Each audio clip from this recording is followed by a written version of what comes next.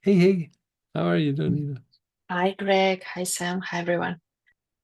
So oh, I have a weird question.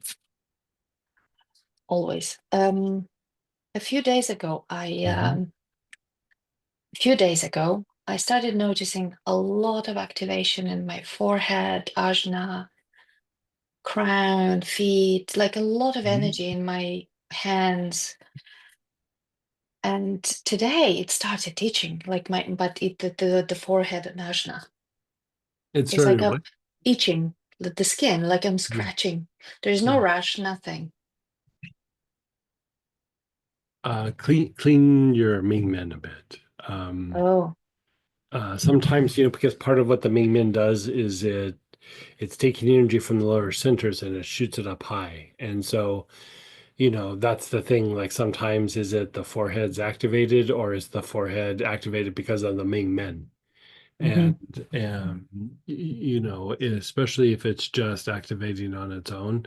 I mean, you do kind Oh of no, psychic and I clairvoyant work and stuff, and so it wouldn't be that far out of reach that it would just activate. But just having like in you're feeling a little itchiness, usually when that's happening to me, like it's the main man's a little overactivated, and so but you know. Mhm.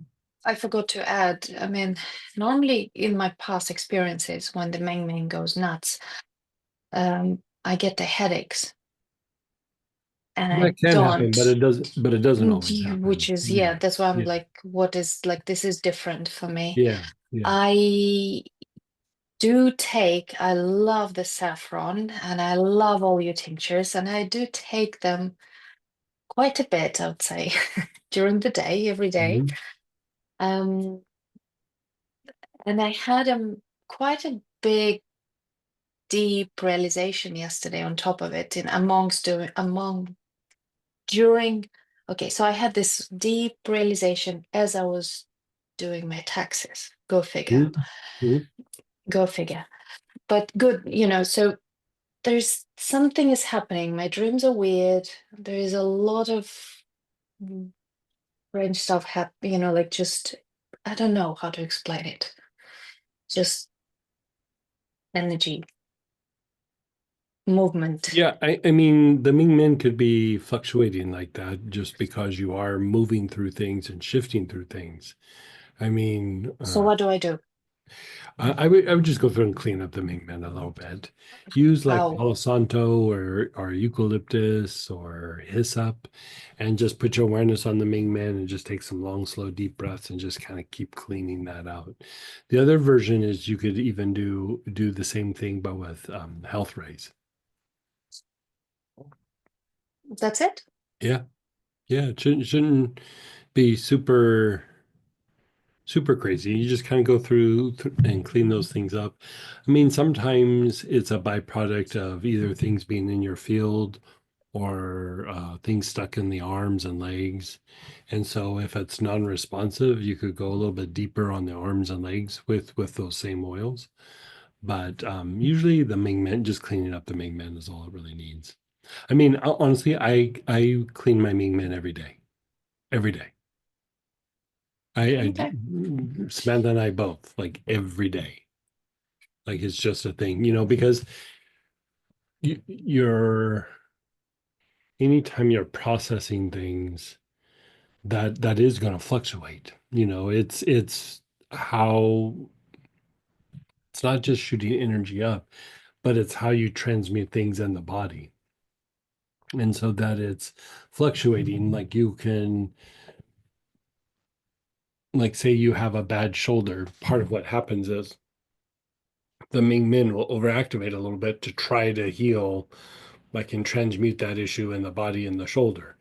So it could be in the digestive tract, it could be anywhere. Like so, the Ming Men fluctuating, it's kind of always going to fluctuate because it's doing house cleaning and it's cleaning things up. But if you're also shifting things emotionally and mentally, it's going to fluctuate as well.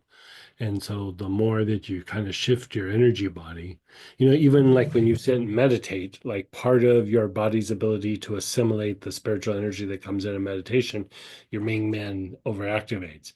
Part of what it does is it shoots energy up, but also sometimes what it's also doing is it's assimilating some of the energy in the body and then concretizing it down via the sex chakra. Like, so it will move the energy down into the sex, into the basic, and then you're physicalizing it in the body.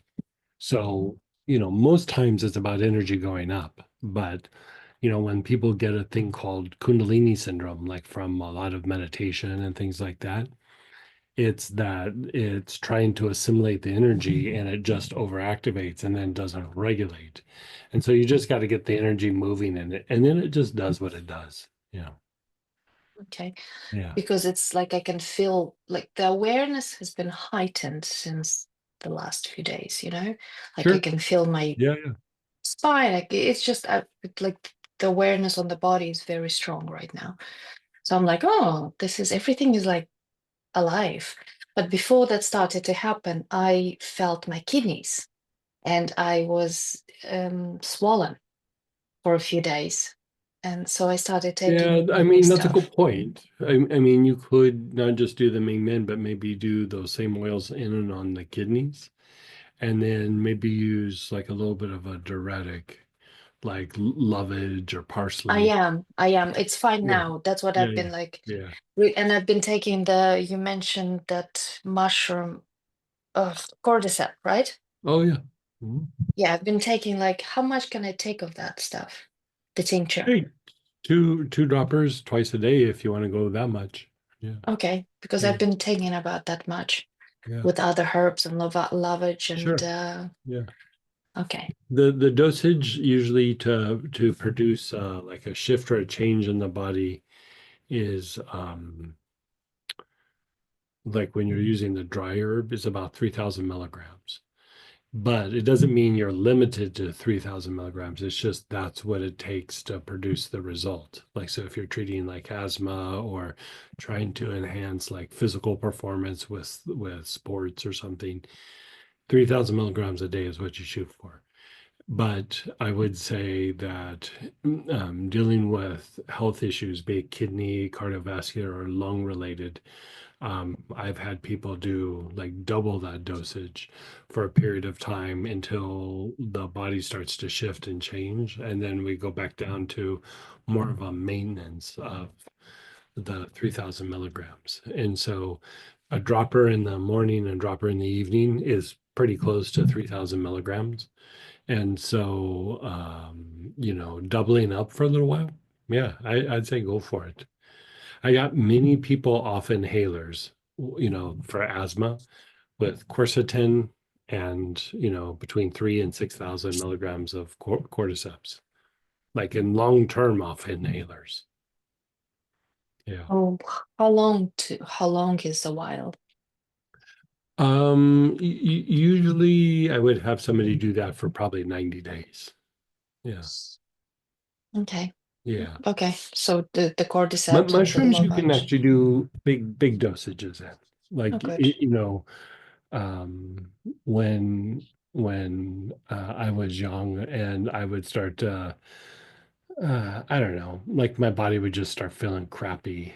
My acupuncturist at the time, he would give me a bottle of reishi mushroom, like, but they were tablets, they weren't in a capsule, they were hard tablets. And he would tell me, chew 30 of these in the morning, chew 30 of these in the evening. And like I did it for 2 days. That was the whole bottle. And I was like, that's a lot. And he goes, it's mushrooms. And like I would do it and I would feel so much better. Taking 3 or 4 tablets, it would make me feel a little bit better, but it was the big dosage of the mushrooms. And there's not a lot of things you want to do big dosages of like that, but the mushrooms are kind of in that vein, because really it's like concentrated food. And for us sometimes, like, we take lion's mane, and Samantha's really good about putting different mushrooms in her coffee and everything. I'm not so good at that. I just will do the tinctures, but we'll go through a little phase where we'll order a bunch of just huge lion's manes mushrooms and cut them up and cook them, and we just eat lion's mane for like 3 or 4 days, and then we're good for a while. But like that's like probably taking like 10 bottles of the herb, but we just eat it like food. Yeah. Talking